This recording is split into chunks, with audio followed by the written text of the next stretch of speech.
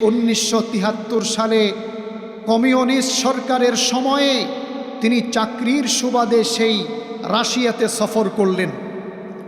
সেখানে যাওয়ার পরে মুসলমানদের এই করুণ পরিস্থিতি তিনি দেখে খুব ব্যথিত হলেন। একদিন, 2 দিন, 3 দিন জুমার দিন আসলো। তিনি স্থানীয় লোকদেরকে বললেন, আমি জুমার নামাজ আদায় করতে চাই, আমাকে মসজিদে নিয়ে চলো। লোকেরা বলল, আপনি জুমার নামাজ আদায় করতে যাবেন কোথায়?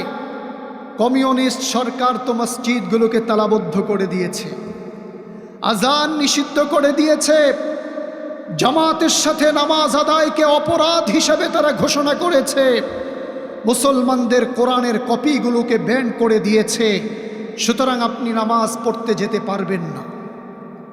সেই ইঞ্জিনিয়ার ইমানের বলে বলিয়ান হয়ে, ইমানি চেতনায় উজ্জীবিত হয়ে তিনি বললেন, তোমরা আমাকে মসজিদের দরজা পর্যন্ত নিয়ে যাও, এরপরে সেখানে নামাজ আদায় করব না, আজান দিব, সেটা আমার ব্যাপার, আমাকে আগে নিয়ে চলো। প্রিয় ভাইয়েরা, তার ইমানি জজবা, তার সাহসিকতা আর তার হিম্মতের কারণে তার বন্ধু বান্ধব তাকে নিয়ে চলল মসজিদের কাছে। তিনি মসজিদের কাছে যাওয়ার পরে সেখানে দেখতে পেলেন মসজিদটা তালাবদ্ধ। মসজিদের মধ্যে ময়লা পড়ে আছে, কারণ সেখানে নামাজ নাই, আজান নাই। অনেক কষ্ট পেলেন, দুঃখ পেলেন। মসজিদের তালার চাবি যাদের কাছে দেওয়া ছিল, তিনি তাদেরকে তলব করলেন, তাদেরকে খুঁজে আনলেন, মসজিদের তালার চাবি চাইলেন আর বললেন, আমাকে মসজিদ খুলে দাও, আমি নামাজ আদায় করব, বলুন আল্লাহু আকবার। ইঞ্জিনিয়ার সাহেব বললেন, আমাকে মসজিদ খুলে দাও। যার কাছে চাবি ছিল তিনি চাবি হাতে দিলেন আর বললেন, আপনি মসজিদের তালা খুলবেন, মসজিদ পরিষ্কার করবেন, নামাজ আদায় করবেন। এই সবগুলো কাজ সরকারের পক্ষ থেকে নিষিদ্ধ করা হয়েছে। সুতরাং আপনি যদি তালা খোলেন, মসজিদে গিয়ে আজান দেন আর নামাজ আদায় করেন, এর জন্য যদি কোনো রকমের পরিস্থিতি তৈরি হয়, তাহলে এর যাবতীয় দায়ভার আপনার উপরে বর্তাবে। ইঞ্জিনিয়ারের ঈমান বেড়ে গেল। তিনি চিন্তা করলেন, আজান দেওয়ার অপরাধী, মসজিদ পরিষ্কার করার অপরাধী, আর এখানে নামাজ আদায়ের অপরাধী। যদি আমাকে জেলে যেতে হয় আমি জেলে যাব, যদি ফাঁসির মঞ্চে ঝুলতে হয় তাও করব, যদি আমাকে দেশ ছেড়ে চলে যেতে হয় তাও মেনে নিব, আমার যদি চাকরিচ্যুত হতে হয় তবু আমি তা মেনে নিব, কিন্তু আল্লাহর ঘরে নামাজ আদায় করা ছাড়া আমি এখান থেকে যাব না। আমার ভাইয়েরা, যিনি চাবির দায়িত্বে ছিলেন তিনি চাবি দিয়ে চলে গেলেন। ইঞ্জিনিয়ার সাহেব মসজিদের দরজা খুললেন, মসজিদের ভিতরে ঢুকলেন, মসজিদ পরিষ্কার করলেন। মসজিদ পরিষ্কার করার দায়িত্ব আমাদের বাবা হযরত ইব্রাহিম আলাইহিস সালামের কাছ থেকে আমরা পেয়েছি, বলুন ঠিক কিনা? রব্বুল আলামিন রুকুকারী এবং সিজদাকারীদের জন্য হযরত ইব্রাহিম আলাইহিস সালামকে আল্লাহ তাআলা মসজিদ পরিষ্কার করতে বলেছেন। ইঞ্জিনিয়ার সাহেব সেই চেতনায় উজ্জীবিত হয়ে তালা খুললেন, মসজিদ পরিষ্কার করলেন, আজান দিলেন, আজান উঁচু গলায় আজান দিলেন। আমার ভাইয়েরা, সরকার নিষিদ্ধ করার কারণে সেখানে আজান বন্ধ ছিল, মুসলমানেরা আজানের আওয়াজ শোনে নাই। ইঞ্জিনিয়ার সাহেবের আজানের আওয়াজ শুনে এলাকার মুসলমান নারী পুরুষ যুবক বৃদ্ধ সবাই বেরিয়ে আসলো। সবাই জানালা দিয়ে তাকায়, কে লোকে আজান দিল। সবার ধারণা কমিউনিস্ট সরকারের মনে হয় পতন হয়েছে, মুসলমানদের জয় হয়েছে। কারণ এই জনপদে তো আমরা আজানের ধ্বনি শুনি নাই। বহুত দিন পরে আজানের আওয়াজ শুনল। মুসলমান নারী পুরুষ যুবক বৃদ্ধ শিশুদের চোখের মধ্যে পানি, চোখের পানি দিয়ে তারা বুক ভাসায়, কারণ বহুদিন ধরে আজানের মধুর আওয়াজ তারা শোনে না। বলুন আল্লাহু আকবার। আমার ভাইয়েরা, এটা কোনো কল্প কাহিনী নয়, বানানো কোনো ঘটনা নয়। ইঞ্জিনিয়ার সাহেব বললেন, আমি আজান দিলাম, সবাই আমাকে দেখলো, ঠিক আছে, কিন্তু কেউ ভিতরে আসার সাহস করল না। কারণ মসজিদের ভিতরে এসে যদি নামাজ আদায় করি, তাদের বিরুদ্ধে গ্রেফতারি পরোয়ানা জারি হবে। আমি যেহেতু একজন পর্যটক মুসাফির, সরকারের পক্ষ থেকে অনুমতি ছিল, কোনো পর্যটক বা মুসাফির যদি মুসলমানদের ইবাদতগাহ দেখতে চায় তাহলে তাকে অনুমতি দেওয়া হবে। ইঞ্জিনিয়ার নামাজ আদায় করলেন একা একা, কারণ জুমার নামাজ আদায় করতে কমপক্ষে কয়জন লাগে? জোরে বলেন না, 3 জন লাগে। তিনি একা একা নামাজ আদায় করলেন, আর সবাই এমনভাবে তাকিয়ে আছে, মনে হয় যেন চিড়িয়াখানার কোনো জন্তু আর নতুন কিছু দেখছে, ভিতরে আসার সাহস করছে। ইঞ্জিনিয়ার যথারীতি নামাজ শেষ করলেন। নামাজ শেষ করার পরে মুসলমান নরনারী যুবক বৃদ্ধ সবাই বলছে, স্যার আমাদের বাসায় একটু আসেন, মেহমানদারি গ্রহণ করেন। কারণ বহুদিন পরে তারা একজন মুসলিম পর্যটক মুসাফিরকে পেয়ে তারা উচ্ছ্বসিত, খুশি, কারণ তার মাধ্যমে এই জনপদে তারা আজানের ধ্বনি শুনতে পেয়েছে। বলুন আল্লাহু আকবার। ইঞ্জিনিয়ার বলেন, আমি তাদের আবদার ফেলতে পারলাম না, আমি তাদের ঘরে গেলাম, তারা আমার জন্য নাস্তার ব্যবস্থা করলো, আমি নাস্তা খেলাম, আর কমিউনিস্ট সরকারের জুলুম নির্যাতনের বিবরণ তাদের মুখ থেকে শুনলাম। তাদের কথা শুনে আমি আমার চোখের পানি ধরে রাখতে পারি রে। আমার ভাইয়ারা, তিনি নাস্তা খেতে খেতে এক পর্যায়ে জিজ্ঞেস করলেন, তোমাদের বাচ্চাদের কি অবস্থা? তারা কোরআন কিভাবে শিখে? কোথা থেকে তারা কোরআন শিখে? আমার ভাইয়ারা, ঘটনা বুঝে থাকলে বলুন, তাদের ঘরে কি কোরআনের কোনো কপি আছে নাকি? সরকার তো সবগুলো ব্যান করে দিয়েছি, আর কোরআনের কপি যদি কারো ঘরে থাকে তাহলে তার ঠিকানা কোথায়? জেলখানায়। কোরআনের কোনো কপি নাই। তিনি যখন বলছেন তোমাদের বাচ্চাদের কি অবস্থা আমাকে বলো, তখন তারা বলল, আপনার দোয়ায়, আল্লাহর মেহেরবানিতে এই যে আমাদের বাচ্চাগুলো দেখছেন, আল্লাহর রহমতে সবগুলো হাফেজে কোরআন। আপনারা কি ঘুমায় গেছেন নাকি? জোরে বলেন না আল্লাহু আকবার। তাদের কাছে কোরআন নাই, কোরআনের কপি নাই, সে অবস্থায় তারা বলছে আমাদের এই বাচ্চাগুলো সবগুলো হাফেজে কোরআন। ইঞ্জিনিয়ার সাহেব বললেন, আমার পকেটে সবসময় একটা ছোট্ট কোরআন শরীফ থাকে, আমি কোরআন শরীফটা খুলে একটা বাচ্চাকে দিয়ে বললাম, নাও দেখে দেখে কোরআন পড়ে শোনাও। বাচ্চাটা শুধু আমার দিকে তাকায় আর চোখের পানি ফেলে, পড়তে পারে না। আমি এবার বললাম, পড়ো না, ইয়া আইয়ুহাল্লাযীনা আমানু কু আনফুসাকুম ওয়া আহলিকুম নারা। 28 নম্বর পারা 19 নম্বর পৃষ্ঠা সূরা তাহরিমের একটি আয়াত তিনি উল্লেখ করে বললেন, এখান থেকে পড়ো। বাচ্চাটার কানে এই আয়াত পড়ার সাথে সাথে সে সাবলীলভাবে, সুন্দরভাবে সুর করে করে আল্লাহর কোরআন মজা নিয়ে নিয়ে পড়া শুরু করলো। বলুন আল্লাহু আকবার। পড়ছে তো পড়ছে, নন স্টপ পড়ছে। যতক্ষণ পর্যন্ত তাকে থামানো না হচ্ছে ততক্ষণ পর্যন্ত পড়ছে, এইভাবে প্রত্যেকটা বাচ্চা। ইঞ্জিনিয়ার সাহেব আশ্চর্য হয়ে জিজ্ঞেস করলেন, তোমরা বললে যে সবগুলো বাচ্চা হাফেজে কোরআন, হাফেজরা তো কোরআন মুখস্থ পড়তে পারে, কিন্তু আমি যখন কোরআন খুলে দিলাম ওরা তো দেখে পড়তে পারলো না, এর কারণটা কি? প্রিয় ভাইয়ারা, এই জায়গাটায় আপনাদেরকে আমি মেসেজ দিতে চাই। এই যে মাদ্রাসা, আজকে ছাত্ররা পাগড়ি নিবে, হাফেজ হবে, একটু সামনে গেলে দেখবেন আরেকটা মাদ্রাসা, আরেকটু সামনে গেলে দেখবেন আরেকটা মাদ্রাসা, আরেকটু সামনে গেলে দেখবেন আরেকটা মাদ্রাসা। এভাবে মাদ্রাসা বাংলাদেশের অলিতে গলিতে পাড়ায় মহল্লায় কোরআনের প্রতিষ্ঠান আছে না নাই? আমাদের ঘরে ঘরে কোরআনের কপি আছে না নাই? আর 1973 সালে সেই রাশিয়ার মুসলমানদের ঘরেও কোরআনের কপি নাই, বাজারেও কোরআনের কপি নাই, বরং কোরআনের কপি যদি পাওয়া যায় তাদেরকে ফাঁসির মঞ্চে ঝুলানো হবে, সেই ঘোষণা সরকারের পক্ষ থেকে দেওয়া হয়েছে।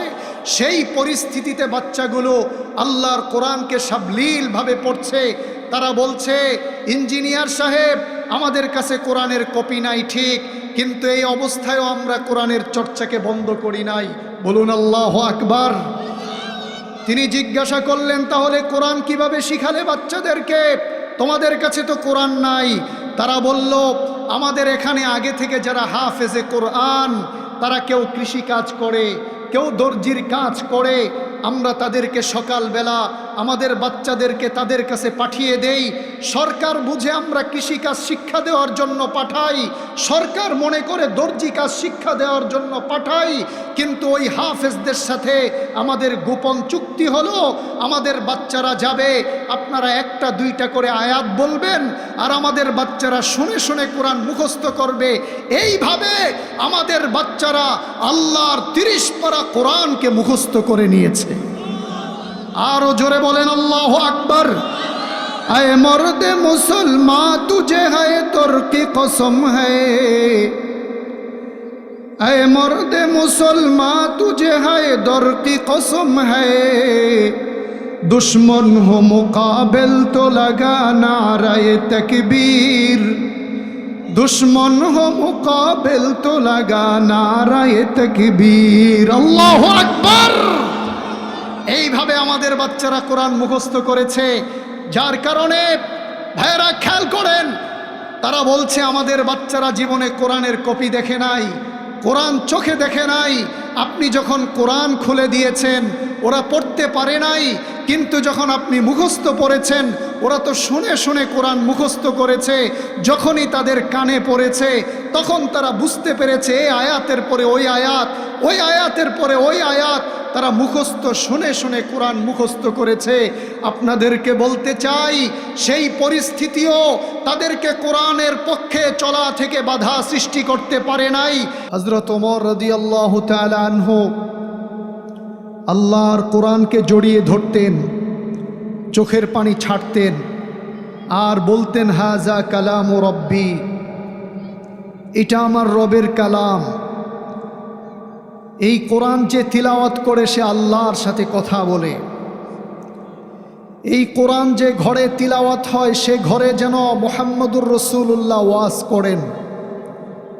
এই কোরআন যেই ঘরে শ্রবণ করা হয় সেই ঘরের মানুষ যেন মুহাম্মদুর রাসূলুল্লাহর ওয়াজ শোনে। বলুন সুবহানাল্লাহ। আজকে আমরা সেই কোরআনের মাহফিলে এসেছি।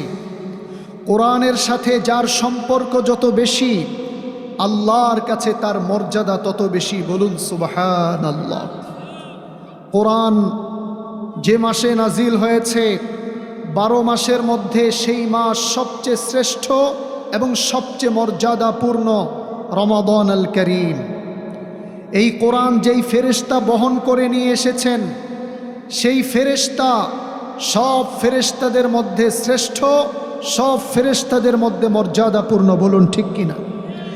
এই কোরআন যেই নগরীতে নাজিল হয়েছে সেই নগরী, সেই শহর পৃথিবীর শ্রেষ্ঠ শহর, পৃথিবীর বরকতপূর্ণ এবং মর্যাদাপূর্ণ শহর। ঠিক কিনা বলেন? কোরআন নাজিল হয়েছে মক্কা আল মুকাররমায়, কোরআন নাজিল হয়েছে আল মদিনাতুল মুনাওয়ারায়। এই দুই শহরের নাম যখন আমরা উচ্চারণ করি আমরা বলি মক্কা আল মুকাররমা, সম্মানিত মক্কা। আমরা বলি আল মদিনাতুল মুনাওয়ারা, আলোকিত শহর, কারণ এই দুই শহরে আল্লাহ কোরআন নাজিল করেছেন। বলুন ঠিক কিনা? এই কোরআন যেই রসুলের উপরে নাজিল হয়েছে সেই রসুল সব নবীদের মধ্যে, সব রসুলদের মধ্যে, সব পয়গম্বরদের মধ্যে শ্রেষ্ঠ রসুল, সবচেয়ে মর্যাদাপূর্ণ রসুল। বলুন ঠিক কিনা? সুতরাং এই কোরআন যাকে স্পর্শ করবে, এই কোরআন যে বেশি চর্চা করবে, এই কোরআনকে যে সিনায় ধারণ করবে, এই কোরআনকে যে বেশি পড়বে, রব্বুল আলামিন দুনিয়া এবং আখেরাতে তার সম্মান এবং মর্যাদাকে আরশচুম্বী করে দিবেন। বলুন ঠিক কিনা? প্রিয় ভাইরা, পৃথিবীতে কোরআনকে সবচেয়ে বেশি পড়ে হাফেজে কোরআন, ঠিক কিনা বলেন? সেই রাত 3টায় উঠে ঝুলে ঝুলে পড়তে থাকে, 1 পৃষ্ঠা 2 পৃষ্ঠা করে করে দীর্ঘ সময় পরিশ্রম করে মেহনত করে সে হাফেজ হয়, তার সিনার মধ্যে কোরআনকে ধারণ করে। এজন্য তার মর্যাদাকে আল্লাহ করেছেন আকাশচুম্বী। বিশ্বনবী সাল্লাল্লাহু আলাইহি ওয়াসাল্লাম, সবাই বলুন সাল্লাল্লাহু। বিশ্বনবী বলেছেন, ক্বালা রাসূলুল্লাহ সাল্লাল্লাহু আলাইহি ওয়াসাল্লাম, খায়রুকুম মান তাআল্লামাল কুরআন ওয়া আল্লামাহ। বিশ্বনবী বলেন, তোমাদের মধ্যে সর্বশ্রেষ্ঠ হলো ওই ব্যক্তি যে আল্লাহর কোরআন শিখে এবং অপরকে শিখায়। বলুন সুবহান। যে কোরআন শিখে আর যে কোরআন শিক্ষা দেয়, নবীজি বলেন তার মর্যাদা সবচেয়ে বেশি, তার সম্মান সবচেয়ে বেশি। এ কথা রসুল ঘোষণা করেছেন। রসুল কি জীবনে মিথ্যা বলেছেন, অবাস্তব বলেছেন, অসত্য বলেছেন? কোরআনের শিক্ষকের মর্যাদা সবচেয়ে বেশি, কোরআনের ছাত্র শিক্ষার্থীর মর্যাদা সবচেয়ে বেশি। এর কারণ হচ্ছে কোরআনের যিনি শিক্ষক তিনি কোরআনের শিক্ষক, কোরআনের যিনি ছাত্র তিনি কোরআনের ছাত্র। এজন্য পৃথিবীর সব শিক্ষকের চাইতে কোরআনের শিক্ষকের মর্যাদা সবচেয়ে বেশি। পৃথিবীর সকল শিক্ষার্থীর চাইতে কোরআনের শিক্ষার্থীর মর্যাদা সবচেয়ে বেশি। আওয়াজ করে বলুন আল্লাহু আকবার। আমার ভাইয়েরা, শুধু তাই নয়, বিশ্বনবী, আখিরি নবী, সাইয়্যিদুল মুরসালিন নবী, রহমতের নবী, মায়ার নবী, দয়ার নবী বলেন, কিয়ামত যেদিন কায়েম হবে, কিয়ামত কায়েম হবে না হবে না? বিশ্বাস আছে না নাই? কিয়ামত কায়েম হবে। কিয়ামত যেদিন কায়েম হবে, বিশ্বনবী সাল্লাল্লাহু আলাইহি ওয়াসাল্লাম বলেন, রব্বুল আলামিন সাহিবুল কুরআন, কুরআনওয়ালাকে ডেকে বলবেন, ইকরা ওয়ারতাকি ওয়ারাত্তিল কামা কুনতা তুরাত্তিলু ফিদ দুনিয়া। তুমি পড়তে থাকো আর উপরের দিকে উঠতে থাকো। দুনিয়ায় যেভাবে একটি একটি করে আয়াত তুমি তিলাওয়াত করতে ধীরে ধীরে সুর করে করে, সেভাবে একটি করে আয়াত পড়তে থাকো আর উপরের দিকে উঠতে থাকো।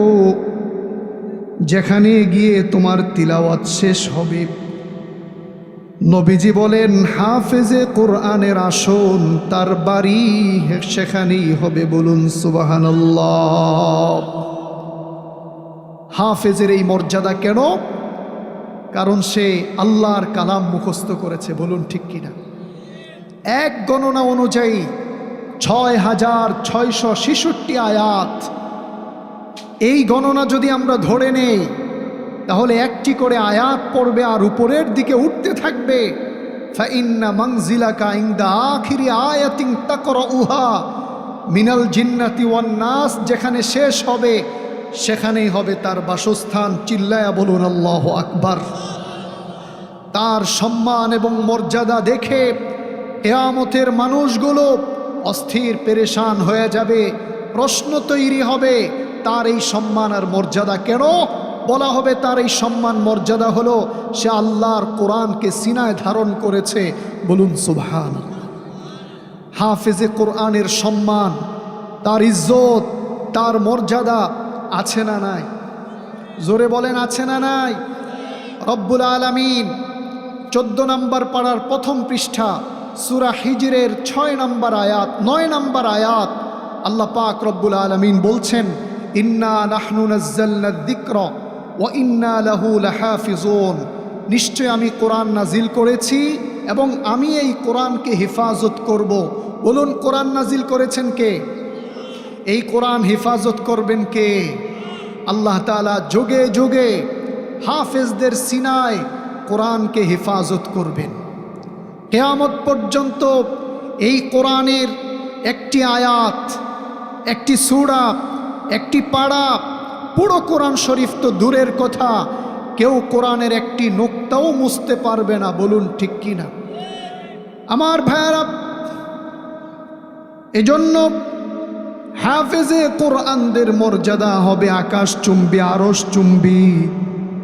এর কারণ হলো তারা আল্লাহর কোরআনকে সিনায় ধারণ করেছে। বলুন ঠিক কিনা? শুধু তাই নয়, আমরা যারা হাফেজে কোরআন নই, আমরা যারা শুদ্ধ করে কোরআন তিলাওয়াত করতে পারি, আমাদের মর্যাদাও কিন্তু কম নয়। নবীজি বলেন, কেউ যদি কোরআন বুঝে পড়ে, কেউ যদি কোরআন বুঝে পড়ে তবু সওয়াব হবে, আর কেউ যদি কোরআন না বুঝে পড়েও তারও সওয়াব আছে না নাই?